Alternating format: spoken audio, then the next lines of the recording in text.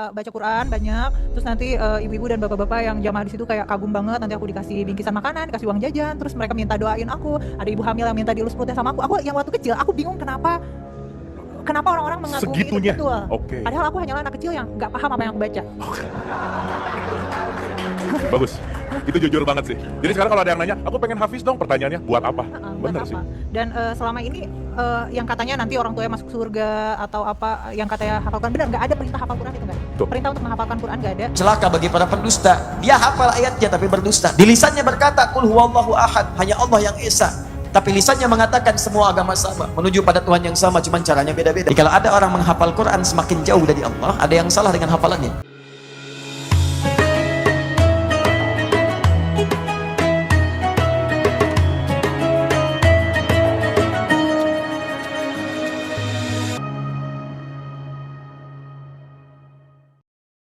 Aku suka dibawa ke majelis taklim di Jakarta, di mana buat kayak Showing. bahan marketing gitu loh. Oh, oke. Bahan marketing.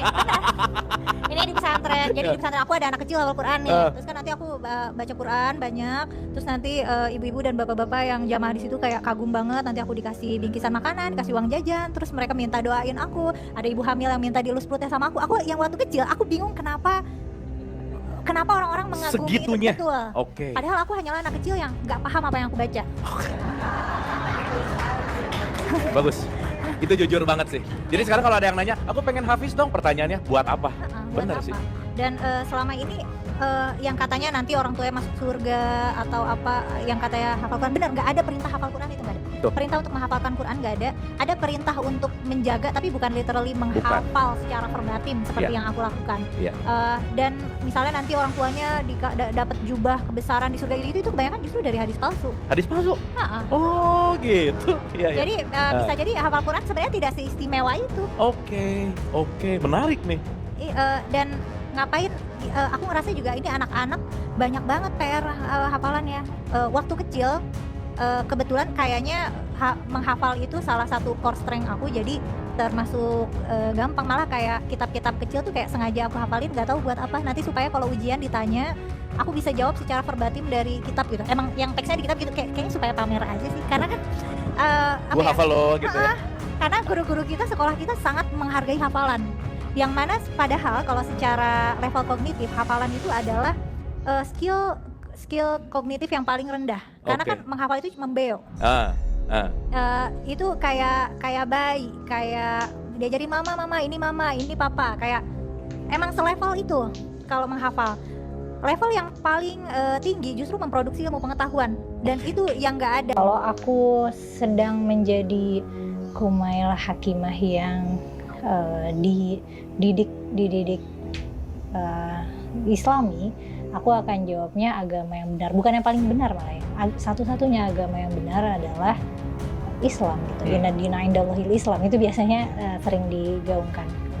Jadi argumennya begitu. Tapi kalau misalnya ditanya aku adalah aku, kalau aku jawabnya ya nggak ada agama yang benar, karena setiap agama itu adalah benar menurut mereka doang. Jadi Bang Ade yang muslim akan merasa Islam itu benar ya menurut Bang Ade gitu. Tapi kan ada juga yang bentuknya ancaman ya, ancaman kayak ancaman itu ada ancaman. Nah kalau itu tuh aku agak-agak, aku precautionnya paling aku nggak posting sesuatu tuh real time gitu. Misalnya aku lagi di restoran mana gitu, tapi aku nggak posting itu di hari yang sama gitu, atau di span waktu yang sama. Karena nggak tahu juga nih ya, pikiranku sih ini kayak pengecut yang ngomong besar, tapi kan kalau beneran ada risiko celakanya kan konyol ya. Maksudnya sampai diancam. Kadang-kadang tuh kalau di Instagram ada yang ngancam bunuh, ini darahnya udah halal, atau yang kayak gitu. Wah kalau ini tinggal ditebas aja nih lehernya kalau udah Sayyidina Umar pedangnya gemetar melihat wanita ini ingin menebas leher, atau yang semacam itu tuh ada. Kadang-kadang aku pin komennya.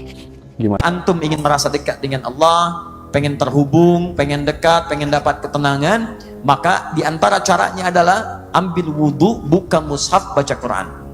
Demikian penghafal Quran itu disebut sedang berzikir. Makanya ciri penghafal Quran itu yang paling mulia, cirinya bukan berapa banyak ayat yang dihafalkan, tapi seberapa dekat hubungannya tersambung dengan Allah dari sekian ayat yang dia hafalkan. Jadi kalau ada orang menghafal Quran semakin jauh dari Allah, ada yang salah dengan hafalannya. Di penghafal Quran itu semakin banyak dihafal, semakin dekat dengan Allah. Semakin dekat dengan Allah, semakin terjaga dari perbuatan maksiat. Karena dijaga oleh Allah. Makanya orang-orang yang hafal Quran, kata Quran itu, kalau benar hafalannya, Quran surah ke-35, ayat 32, paling kiri sebelah atas, ya, disebut, ثُمَّ أَوْرَثْنَا الْكِتَابَ الَّذِينَ اصْطَفَيْنَا مِنْ عِبَادِنَا فَمِنْهُمْ ظَالِمٌ لِنَفْسِهِ وَمِنْهُمْ مُقْتَصِدٌ وَمِنْهُمْ سَابِقٌ بِالْخَيْرَاتِ بِإِذْنِ اللَّهِ. Kata Quran, penghafal Quran terbagi tiga. Ada yang zalim, dia menghafal banyak ayat, tapi ayat itu tidak membimbing pada dirinya untuk berbuat baik. Dia salah menempatkan ayat. Di lisannya berkata, wailul lil mukadzibin, celaka bagi para pendusta. Dia hafal ayatnya tapi berdusta. Di lisannya berkata, qul huwallahu ahad, hanya Allah yang esa. Tapi lisannya mengatakan semua agama sama, menuju pada Tuhan yang sama, cuman caranya beda-beda. Ya, jelas. Di lisannya berkata, qul ya ayyuhal kafirun, la a'budu ma ta'budun, sampai lakum dinukum waliyadin. Ya, tapi lisannya mengatakan prinsip yang berbeda dengan keterangan Al-Quran. Berarti ada sesuatu yang tidak tepat dalam pendirian kehidupannya. Wa minhum muqtasid, ada orang hafal Quran paket hemat. Muqtasid itu paket hemat baru untuk dirinya, belum bisa berbagi dengan yang lain. Mojok-mojok di masjid, kadang di tiang masjid, nempel ke tembok, ulang-ulang hafalan, diminta jadi imam belum mau, diminta ngajar, ya, mengatakan nanti saja. Nah, itu untuk dirinya dulu, itu muqtasid. Hemat bagi pribadinya. Tapi yang hebat, wa minhum sabiqum bil khairati biiznillah. Penghafal Quran yang Qurannya membimbing dia untuk berbuat baik. Semakin dekat dengan Allah, semakin banyak kebaikannya.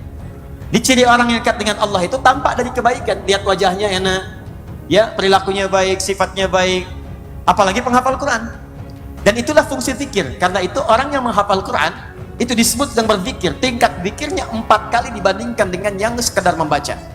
Itu di Quran surah 54 ayat 17, ayat 22, ayat 32, ayat 40. Walaqad yassarnal Qur'ana lidzikri fahal min muddakir.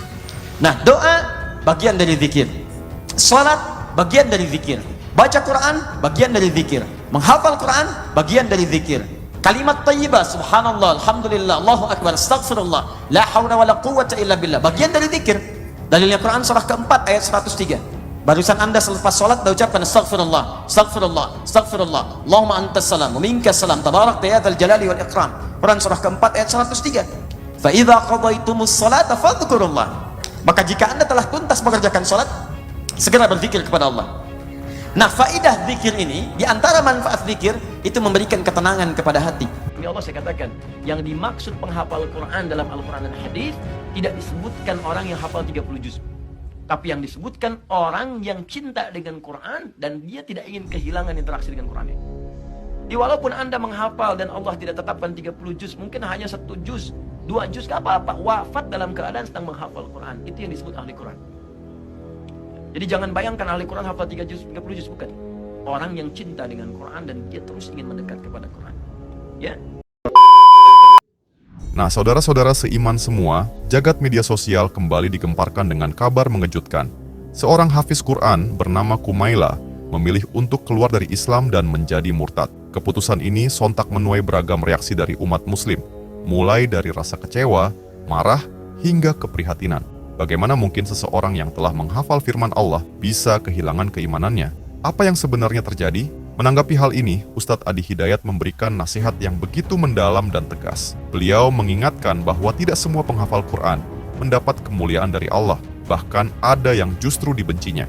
Menurut Ustadz Adi, menghafal Quran bukan hanya soal mengingat lafaz-lafaznya, tetapi juga memahami, merenungi, dan mengamalkan isinya dalam kehidupan sehari-hari. Sayangnya, ada sebagian penghafal yang justru menjadikan hafalan sebagai kebanggaan duniawi, alat untuk mencari popularitas, atau bahkan untuk menyesatkan orang lain.